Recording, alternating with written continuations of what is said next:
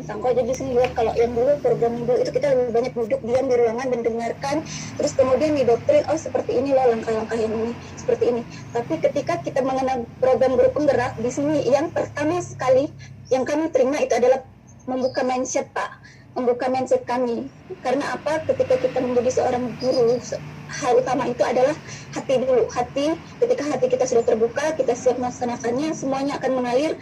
Dan di program guru penggerak ini semua materi-materinya itu memang sangat dibutuhkan oleh para guru, Pak. Selain itu kami juga bisa diajak melihat langsung di mana tempat kawan-kawan CGP, dan situ kita lihat kondisi konkret yang sebenarnya apa sih yang terjadi di sana, bagaimana penerapan mereka, bukan lagi hanya berdasarkan di ruangan stop selesai gitu, Pak. Sekarang yang kalau ini memang ada berkelanjutan. Itu sangat sudah luar biasa, Pak. Itu yang membedakan. Terima kasih, Pak. Dan Mas Menteri, Bu Sila ini adalah instruktur nasional, Mas Menteri. Beliau sangat tahu program-program sebelumnya seperti apa. Dia pengajar praktek, dia mendampingi CGP kita. Jadi pendapatnya tadi itu karena dia juga lulusan instruktur nasional sebelumnya, itu luar biasa menurut saya. Jadi instruktur nasional aja punya pendapat ini kayak siang dan malam bedanya ya programnya ya. Wah itu berarti saya percaya. Karena saya masih kadang-kadang skeptis, saya mau tahu, aduh gimana nih cara kita lebih baik. Silakan yang lain, saya mau dengar. Makasih Bu. Kita lanjut Bu Wida Yanti. Silakan Bu Wida. Ya, assalamualaikum Mas Menteri. Saya dari Sumeneb, Madura. Saya memang sama ya dengan Bu Sila ya, saya juga instruktur. Saya tahu perbedaannya sangat berbeda sekali antara pelatihan sebelumnya. Kalau sebelumnya biasanya mereka ditunjuk, jadi merasa ada yang terpaksa begitu. Tetapi untuk program ini luar biasa sekali, karena memang semua dari hati nurani peserta masing-masing, jadi semangatnya juga berbeda. Kemudian sebagai instruktur, biasanya saya hanya memberikan instruksi saja tanpa mengikuti program ini. Tetapi untuk program guru penggerak sebagai pendamping atau pengajar praktik, saya juga ikut program ini. Misalnya mereka sekarang membuat mini program, jadi kita sebagai pendamping juga membuat atau mempraktikkan langsung di sekolah gitu. Jadi bukan hanya sekedar teori, langsung misalnya pesertanya atau guru penggeraknya bikin ini, kita juga membuat hal yang sama gitu. Jadi kita jalan bersama-sama antara guru penggerak dan pengajar praktiknya. Begitu Mas Menteri. Terima kasih. Terima kasih Bu Wida. Kita lanjut ke Sulawesi, Bu Arisma. Silakan Bu Arisma. Ya, Assalamualaikum Mas Menteri, terima kasih atas kesempatan yang diberikan. Menurut saya program ini sangat berbeda dengan program-program yang lain yang pernah saya ikuti. Program ini sangat luar biasa menurut saya. Saya sebagai guru biasa, sebelum tergabung dalam program ini, saya memiliki mindset yang kurang peka terhadap bagaimana kondisi murid, bagaimana kondisi saya belajar atau mengajar dalam kelas, ataupun berinteraksi dengan teman-teman mengajar ataupun dengan pimpinan. Namun setelah bergabung dengan program ini, waduh, sangat luar biasa, dan saya belajar banyak tentang bagaimana filosofi pendidikan kita lebih mendalam, kemudian bagaimana menjadikan guru seorang pendidik yang baik, dan bagaimana menciptakan pembelajaran yang tentunya berpusat pada murid. Mungkin itu saja. Terima kasih. Boleh saya koreksi dikit Bu, dari penjelasan Ibu, kayaknya Ibu sedikit salah. Ibu bukan guru yang biasa, Ibu guru yang luar biasa. Menurut saya. Ya, baru berproses mudah-mudahan bisa menjadi lebih baik dari yang sebelumnya Pak, dengan mengikuti program ini. Orang-orang luar biasa itu nggak pernah mengira dirinya luar biasa. Itu yang saya tahu sama saya. Orang luar biasa itu selalu merasa dirinya masih kurang, lebih baik lagi. Ya, silakan. Oke, terima kasih. Ini kalau tadi udah ada guru SD, SMP, dan barusan Bu Arisma guru SMA. Nah sekarang kita ke guru TK Mas Menteri. Ini Bu Theodania dari Nusa Tenggara Timur, Kabupaten Sina. Silakan Bu Theodania. Salam Pak Menteri, salam sejahtera untuk kita semua. Terima kasih atas waktu dan kesempatan yang luar biasa dan sangat berharga ini. Pendapat saya mengenai program guru penggerak, dia tentunya berbeda dengan program-program yang lain dari kementerian, di mana dalam program guru penggerak ini sasaran awalnya yang yaitu di modul pertama 1.1 mengenai filosofi pendidikan Ki Hajar Dewantara, Di situ sasaran pertamanya adalah kami guru sendiri, di mana kami berefleksi terhadap diri kami sendiri, bagaimanakah kami selama ini, sudah sesuaikah kami sebagai pendidik sesuai dengan filosofi dari Ki Hajar Dewantara, salah satunya seperti yang dikatakan oleh Ki Hajar Dewantara bahwa guru ibarat petani kehidupan. Apakah kami selama ini sudah seperti itu? Di situ kami mulai berefleksi dan mulai membenahi diri, di mana perubahan sebelum kita merubah orang lain, bahwasanya perubahan itu dimulai dari kita sendiri. Nah, demikian juga di dalam modul-modul yang ditampilkan di dalam program guru penggerak ini secara sistematis, di mana dimulai dengan program merdeka, yaitu mulai dari diri sendiri, di mana guru mulai berrefleksi tentang diri sendiri, kemudian dituntun ke elaborasi pemahaman, refleksi, sampai dengan hasil akhir di aksi nyata. Dengan begitu pembelajaran kami menjadi sistematis, jelas, dan sangat mudah dipahami oleh kami. Ya, begitu. Terima kasih Bu Tedeni. Demikian Mas Menteri, ada tanggapan, silakan Mas Menteri. Ada. Luar biasa saya mendengar beberapa hal tadi ya. Saya mendengar pertama adalah untuk kita bisa menyerap informasi secara lebih efektif, kita harus dulu mengkoreksi pemikiran kita mengenai apa sih sebenarnya tujuan pendidikan. Dan yang kedua yang saya dengar adalah kita harus, sebelum kita mau keluar dari badan kita, dari otak kita harus pertama masuk ke dalam dulu untuk melakukan refleksi. Ini adalah dua prakondisi yang harus dilakukan sebelum adanya perubahan yang bisa berdampak pada guru-guru dan anak-anak lain. Jadi PR pertama tuh ngerjain diri sendiri dulu, iya nggak sih? Itu dulu. Pas kita udah ngerjain diri kita sudah beres, kita menyadari apa sih sebenarnya misi kita, kalau misi kita ini untuk anak atau tidak gitu, ya kan? Itu dulu diberesin. Kalau misinya untuk anak, tiba-tiba terbukalah suatu dunia yang baru. Tiba-tiba yang tadinya seperti beban pembelajaran malah menjadi suatu hadiah atau kado untuk saya bisa menyerap informasi baru. Yang tadinya saya merasa, aduh sulit, ini anak yang sulit di kelas saya, jadi ngerepotin buat saya. Ini berubah menjadi, wah ini tantangan luar biasa. Kalau saya bisa menggerakkan anak ini yang agak ketinggalan, saya bisa meningkatkan level saya, gitu loh. Jadinya cara kita melihat tantangan itu semua berubah.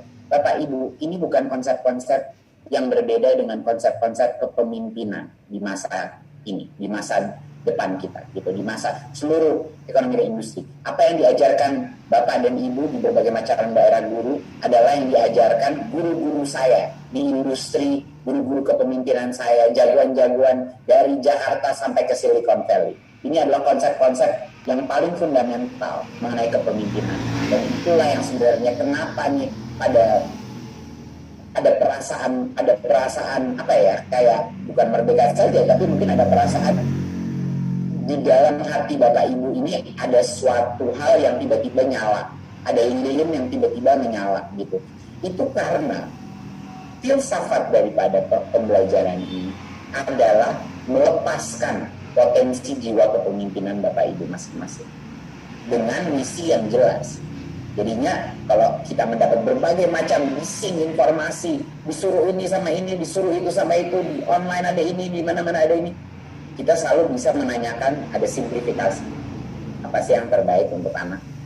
Dan pada saat itu udah jelas, keputusannya biasanya jauh lebih cepat gitu. Jadinya harapan saya adalah guru-guru penggerak ini juga bisa mengambil keputusan lebih cepat dan nggak pakai nunggu dulu, dibelain apa enggak, nunggu disuruh apa tidak, karena dia sudah menyadari bahwa dia harus terus bereksperimentasi di tingkat sekolah dan mendorong dan membawa teman-teman. Jadi saya mendengar banyak komen-komen ini, saya malah belajar juga dari pengalaman ini.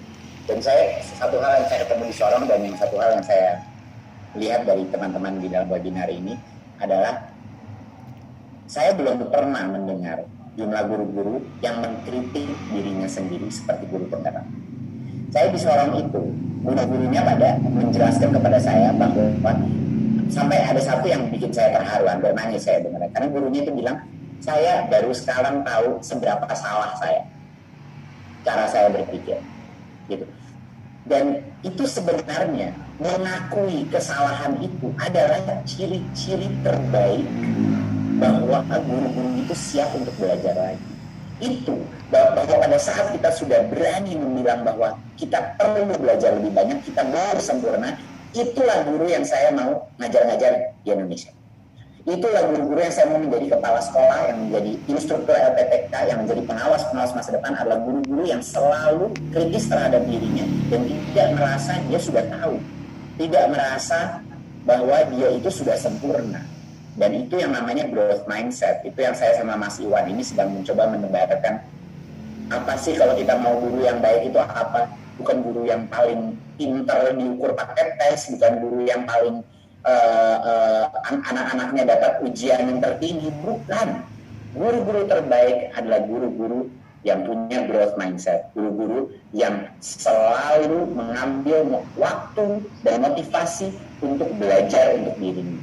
Makanya guru yang baik adalah bukan cuma guru yang mengajar, adalah guru yang belajar dan terus mau belajar. Udah, kalau udah guru udah punya virusnya mau belajar terus, itu guru akan menjadi guru yang terbaik secara otomatis. Tinggal dikasih sumber daya oleh pemerintah, oleh Pemda, oleh teman-temannya dan lain-lain. Dan teman-teman, terakhir adalah yang saya juga dengar adalah teman-teman tadi berkomen mengenai relevansinya, langsung bisa dipraktekkan, langsung bisa diadaptasi. Tahu nggak kenapa? Karena yang bikin materi-materi dan modul-modul ini adalah guru. Yang godok, di bawah saya sama Mas Iwan, yang menggodok semua modul-modul pelatihan ini. Yang bukan orang yang berteoritis, tapi mereka adalah guru-guru dan gurunya guru yang udah pernah tahu seperti apa tantangan di dalam kelas, yang udah menyadari apa yang dibutuhkan di dalam ruang kelas. Jadinya guru untuk guru, pelatihan guru ya harus juga ditulis oleh guru. Yang meningkatkan kapasitas guru ya juga harus guru juga gitu loh. Nggak bisa saya yang ngajarin, harus guru lain atau nggak relevan gitu. Ya udah, itu yang saya senang. Mungkin pertanyaan terakhir saya ini, karena karena nanti saya mau kasih waktu buat teman-teman nanya saya juga. Saya mau tahu apa satu perubahan terbesar yang setelah, walaupun belum selesai, ini baru 4,5 bulan, apa satu hal yang menurut Anda sekarang akan berubah? Apa perubahan tersebut? Ya jangan banyak-banyak perubahannya, pilih satu yang terpenting gitu ya. Dan apa yang akan Anda lakukan berbeda ke depan? Ya, silakan. Sekarang saya mulai dari Bu Theodania dulu ya. Silakan Bu. Terima kasih kembali atas waktu dan kesempatan yang diberikan. Terima kasih atas pertanyaan Pak Menteri. Apa yang mau saya ubah dari diri saya? Pertama adalah perilaku saya. Saya mau menjadi inspirator bagi anak-anak didik saya, menjadi inspirasi bagi rekan sejawat saya maupun guru-guru pada tingkat jenjang yang lebih tinggi lainnya. Apa yang akan saya lakukan? Tentunya segera saya menjadi inspirasi, saya ingin melakukan perubahan karena saya mengajar anak TK, jadi saya maunya perubahan perilaku positif pada anak saya, penanaman budaya positif itu lebih dilakukan secara konsisten lagi sehingga anak-anak yang keluar dari sekolah saya, dari kelas saya mempunyai perilaku atau budaya positif yang bisa dibawa pada jenjang-jenjang pendidikan berikutnya. Seperti yang kita ketahui bahwa pendidikan anak usia dini adalah masa emas golden age bagi sebuah anak, di mana jika diletakkan dasar-dasar yang baik, maka itu akan terbawa terus bagi seorang anak untuk jenjang pendidikan selanjutnya. Terima kasih Bapak Menteri. Terima kasih Bu Theodania. Kalau kita dulu ya Mas Menteri. Ya. Oke. Bu Arisma, silakan Bu Arisma. Terima kasih Mas Menteri. Perubahan yang akan saya lakukan tentunya yang pertama adalah perubahan dalam diri saya sendiri. Bagaimana saya bertindak, bagaimana saya menjadi motivator, bagaimana saya menjadi penggerak, dan bagaimana saya menjadi inspirator terutama bagi siswa saya atau murid saya. Kemudian bagaimana saya bisa menjadi penggerak bagi teman-teman saya untuk melakukan perubahan yang lebih baik, terkhusus mulai dari sekolah saya sendiri. Nah, bagaimana saya bisa mengembangkan rekan-rekan guru saya, dan bagaimana saya bisa menjalin komunikasi yang efektif dengan seluruh stakeholder yang ada di sekolah, misalkan dengan kepala sekolah tentunya dalam mendukung program-program yang akan nanti dilakukan setelah program pendidikan guru penggerak ini. Mungkin itu saja yang bisa saya sampaikan. Terima kasih. Terima kasih Bu Risma. Sekarang Bu Wida, silakan Bu Wida. Terima kasih Mas Menteri. Perubahan dalam diri saya memang yang pertama dari segi emosional saya. Saya memang berusaha untuk berubah dari awal-awalnya dalam menghadapi, terutama dalam menghadapi siswa-siswa saya. Setelah mengikuti ini, saya lebih merasa peka dan lebih merasa menghargai anak-anak didik saya di kelas, terutama sesuatu yang positif. Misalnya saya berusaha untuk menghindari kata-kata negatif seperti jangan begini, jangan begitu, jangan mulai dari hal sederhana itu. Saya mulai berlatih hal tersebut sehingga mereka lebih merasa nyaman dan sama-sama menikmati masa-masa kanak-kanaknya di dalam kelas. Jadi hal kecil saja saya belajar untuk menghindari kata-kata negatif di dalam kelas. Itu Mas Menteri. Terima kasih Bu Wida. Silakan ke Bu Sila lagi ya. Silakan Bu Sila. Terima kasih Pak Iwan. Jadi Mas, saya ingin berubah hampir sama dengan kawan lain, tapi saya cari beda. Jadi sama yang saya ingin rubah dari diri saya adalah kepedulian saya, Mas. Jadi di sini mengapa kepedulian saya ingin saya rubah? Kadang kita sebagai guru itu selalu merasa lebih memedulikan lingkungan kita, kelas kita sendiri, diri kita sendiri.